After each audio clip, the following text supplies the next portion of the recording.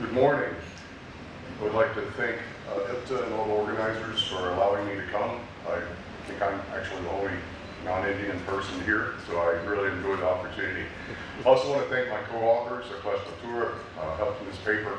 Also a gentleman who isn't here, Scott Carey, who's actually one of our data scientists that does a lot of process analysis for us. So the topic we want to look at today is benchmarking and the crafting processes. We do a lot of this with BTG. We provide a lot of controls and measurements, so we receive a lot of process data from our customers and are able to build some benchmarking.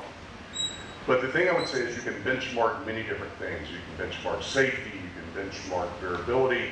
I can benchmark that I'm a 50-something-year-old man against someone like Elon Musk, who is also a 50-year-old man.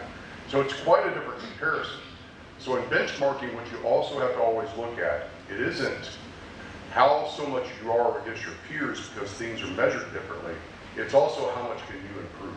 So I would even speculate I could benchmark against Elon Musk, but Elon Musk would still look at himself and say there's a way that I can improve as well. If we look at our agenda for today, I really want to talk about some of the challenges in the craft process, some of the benchmarking that we're doing and the methods that we're using for that, and then look at that for different process areas. And not just the benchmarking, what are some of the examples of how we help customers identify where they can improve and what improvements were achieved. So if we look at some of the key drivers today, we're facing some very difficult times with costs. Whether this is energy because of what's going on in Europe, we have some customers that are looking at this winter maybe even having to shut down due to energy issues. We have fiber issues and shortages that are happening and increases in fiber costs that are there and increases in chemical costs. What we see with a lot of this benchmarking is how can we help improve these things for customers.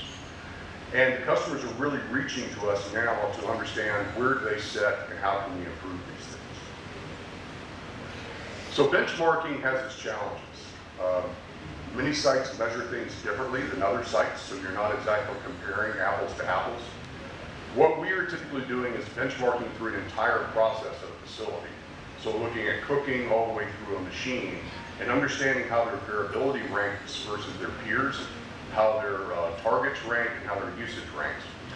And this allows us to help prioritize where they should spend their time. So what we're doing is looking at the different unit ops, looking at different operational conditions with abnormalities, also looking at groups of mills. So we may look at a larger corporation and actually rank their different facilities. This allows them to determine how can they improve. Where is their gap, not just against their peers, but with their own process data, how can they improve as well. So the methods that we're using is we're getting historical data from their DCS or their mill information system. Typically we get about a year of process data. This could be 15-minute averages, 30 minutes, or an hour, depending on the process. We download this, try to remove the abnormalities from the process, and then we're looking at averages and coefficient of variation. So this coefficient of variation normalizes an evaluation. So if I'm looking at a high kappa mill versus a low kappa mill, by using COV, this allows us to be able to do a fair comparison. If we look at the benchmarking that we're doing for different areas, cooking, we're typically looking at kappa as far as kappa variability and H factor variability. This helps us to understand how we can stabilize the process more and shift the process. Washing, one of the biggest things we look at is water usage per ton. So how can we look at, even though you may have different types of washers or presses that you're using, how do you rank and how can we improve? Also, liquor solids becomes part of this. How do they have the variability and level of liquor solids that we're trying to address? Bleaching is an area where we actually have quite a bit of benchmarking today on chemical usage as well as final brightness variability. So these become keys to understand how you're able to move in their process to improve their operations. Getting into the chemical recovery side of operation, benchmarking on economy and solids variability, recovery, looking at basically liquor to steam ratio to determine the efficiency. And that's also driven by the oxygen variability and therefore how much can we move the oxygen in the process. Looking into the green liquor system, TTA and causticizing efficiency is something that we benchmark quite often to understand how well that site is doing versus its peers. Kilns are another area where we've done a lot. Here we're working on how how do we reduce energy, so specific energy, variability, target shifting, but also stabilizing residual carbonate. And lastly, doing work around chemical generation for our CO2 generator. How do we improve and monitor the efficiency amount of the CO2 that we're getting for the amount of chlorine that we're using and stabilizing that CO2 stream. So really using benchmarking for all of these, but for each specific site, looking at how they're operating, their data range, and how they can move in that range to understand the potential improvements. Looking at variability reduction, there's a lot of things that go into this. One is accurate measurements. We talk about people having different ways of measuring it. Some sites for brightness, you may have an online measurement, or you may only have a lab test. The inherent variability that you get with that is different in each one of those testing techniques. So you have to understand that when you're doing benchmarking. Also, how well are customers maintaining their regulatory controls? Are they even properly using those controls? And that factors into the variability that we're analyzing in the benchmarking. So from there, we're able to build up customized models and utilize real-time information once we understand where they are to determine how we can improve their benchmarking for variability and usage. What we've seen in going through this exercise with multiple customers is by benchmarking this variability and usage and understanding what that gap is versus their peers, but also versus themselves in their process, there is substantial opportunity for savings. You know, this could be yield improvement in a digester that could be in the 3 to 5 per ton. Bleaching, we've seen even as high as $10 per ton whenever you're able to bring this stabilization by understanding where their variability is today. This type of approach can be applied for every process area in the pulp and paper industry. Looking at cooking a little bit, what we're focusing on again is mostly around kappa variability. How well are they stabilizing this over their various operating ranges? Do they have a lot of production rate variability, which can also be driving the quality variability in the process? What we're trying to get out of this is, again, how do we get more stability, get more tons, and get to the optimal target with the digester itself. So if you look at some of the benchmarking, this is the type of graphic that we're typically producing for our customers when we're doing this. And you can see we've actually analyzed a few mills here in the Indian pulp and paper industry. And the main one is really around kappa. And it varies quite a lot. There's over 100 sites that we've analyzed for kappa variability. And what we're trying to do is how do we understand what is driving their kappa variability, so when they're benchmarking, then we can move them to a better point within their process. What we've been doing to help them do this is implement things such as advanced process controls. So these advanced process controls look at the entire cooking process, coordinates all the manipulated variables that you would have, production rate, and the kappa that you would like to achieve and residuals. So this is a combination of using measurements and controls to better stabilize and improve where they are in their benchmarking. As an example of this, this is a brown mill in the U.S. Here they have 2 continuous digesters. Between the 2, they're doing almost 2,300 tons per day. What we looked at there is they had fairly high or mid-range kappa variability. How could we reduce that variability and shift them down? And then they would take that stability and raise their kappa to improve their yield. So in this case, they were able to shift this up on average 5, sometimes more units of kappa, which is worth approximately a point of yield in this case. So for them, it's annualized benefits by knowing where they were with variability, understanding how to fix that, and then being able to take that as about $1 million a year in yield improvements. So you can see where they started was actually in the middle for benchmarking. But we were able to move them down to that lower quartile so that they have lower variability, and again, they take that, push their kappa higher with this lower variability to achieve results. Bleaching is another area where, again, we've done quite a bit of work with our customers to help understand where they are and where we can improve. This is mostly looking at how do you stabilize the bleaching process and reduce chemicals. In looking at benchmarking here, again, we have a few sites from India. Most are sitting in the upper third range as far as chemical usage. Brightness variability is in the mid-range. You see one that's really low. Typically, when you see something that's really low, it's probably a manual test that is not being dealt with properly, especially at that low of a range. And we also see that from a caustic usage for sites in India, you're in that upper third as well. From a chemical cost, we look at this not as an average, but versus incoming kappa. So looking at a sliding scale of incoming kappa versus chemical usage allows us to understand how they're performing versus peers as well. So the two mechanisms how we've seen to improve their benchmarking is one, how do you optimize between the different stages in the process of the bleach plant so that you're not saturating the chemical usage. The other is variability reduction and target shifting. So that's why we really look at that brightness variability. How do we reduce that and are able to shift it to improve their ranking? Similar to what we looked at in cooking, here there's many more variables that we're moving, but it's how do we move these variables so that we can reduce variability and improve that benchmarking in that case. So for there, it's also looking at that variability and shifting that variability to improve the ranking. An example of this is a site in Finland, Metsä Fiber Rama, where they're making a market pulp. In this case, we saw an opportunity to reduce their variability on brightness because of where we saw they were in their ranking and target shift and down. And then that allowed us to look at achieving chemical savings. So it's how you look at that benchmarking and then how you shift so that you can improve that benchmarking. The other way that we look at their benchmarking is now we have an internal benchmark for them.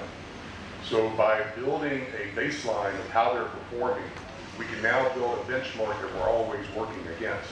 So looking at each of their chemical usages, we can see per kappa, how are they performing? So the baseline is the solid line, and now we're benchmarking against that to see how we can improve overall.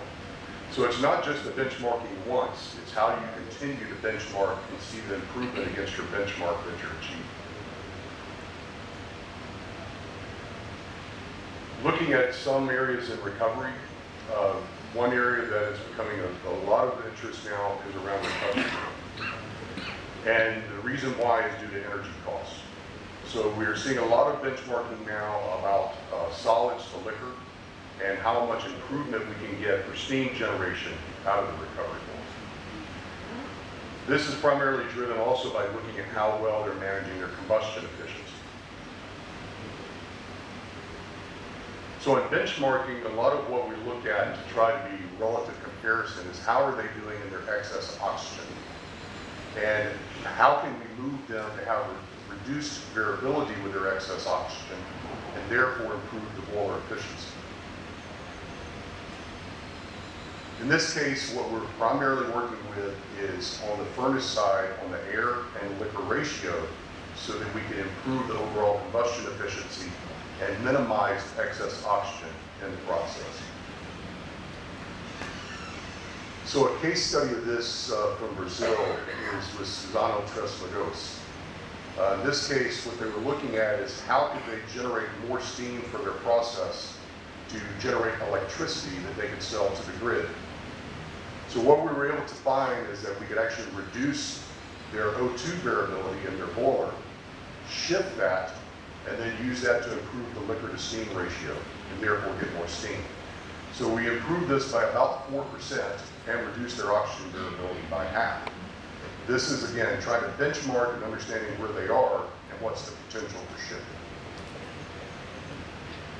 So you can see, if you look at the results, basically that the oxygen variability, taking that, shifting down, that's what led to the 4% improvement in the steam generation on the recovery boiler itself. So again, now we benchmark them not only against their peers, but where did they start and where do we need to take them? The kiln, this one can vary widely, just depending on how the kiln is set up. If it has flash dryers, if it has satellite coolers, and how it performs as far as benchmarking for specific energy. And we're also looking at quality of lime, so residual carbonate. So looking at specific energy, it can range quite a lot in sites. So we see that some sites may be high specific energy, but the potential to improve is very small. But we can also have sites that are at a low range that still have potential to improve because we're benchmarking them not just against all the other kilns, but against themselves and the exact configuration that they have. Here you're primarily focusing on the production rate of the kiln as well as the fuel and excess air. So similar to the boiler, you want to minimize the oxygen so that you can improve the efficiency and bring more stability so you can improve the rate. A case study for this, as an example, is Panama City in the U.S. This facility is integrated, has both brown and bleach grades. Here, what we found was they actually were not doing bad with specific energy, but when we looked at their own internal benchmarking, they were able to reduce energy usage by 15% and also stabilize their residual carbon.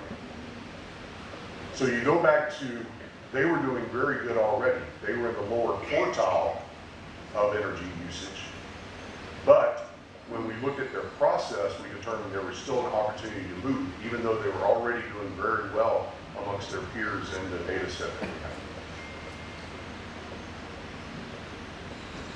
have. Lastly is recost optimization. What you're focusing on here is really how are you maximizing your cost-to-sizing efficiency, minimizing its variability, and on TTA also stabilizing the TTA and maximizing it so you have less hydraulic load in the process. The way that we are typically benchmarking sites is based on Goodwin's curve. So we look at the TTA and the cost-to-sizing efficiency and understand where they're operating versus their peers in this curve. We also then look at their variability of each of those key components that's in the recost-to-sizing process. So this allows us to understand, again, how we can shift. Here you're primarily managing the TTA that's coming from the recovery boiler, so dissolver, also TTA trim, and then your green liquor to lime ratio so you're achieving the CE that you want to achieve. And trying to stabilize each of those. And once you're able to stabilize those, you push it up. So CE is a good example. If you have a lot of variability and try to increase it, you'll find yourself in an over-liming situation. But if I can reduce that variability on CE, then I can increase that CE and improve the strength and quality of the white liquor that I have going to the digester. So an example of a project that we have ongoing right now is this is West Rock, Roanoke Rapids in the U.S. Here we've been able to increase CE by a little over a point and reduce their cost-to-sizing efficiency variability by around 20%. So coming back to that benchmarking of looking at Goodwin's curve, what we're doing is every day we're benchmarking how are they performing versus their baseline. How are we able to improve that benchmark internally to themselves, and what does that monetize to as far as savings? So in conclusion, benchmarking is good to do amongst your peers, but a lot of the benchmarking you need to do should be a self-reflection in the mirror of what is exactly the improvement that I can get, where am I today, how can I improve my benchmark to myself. Also using it to look at multiple areas to understand which ones you should focus on, where you have the best opportunity for improvement, and then prioritizing those. We do have quite a bit of experience in helping mills do this type of benchmarking, and we look forward to doing it with some additional sites here in India as well. And as we build up an India database, we can help you compare to your peers, not only in India, but around the world as well. Thank you.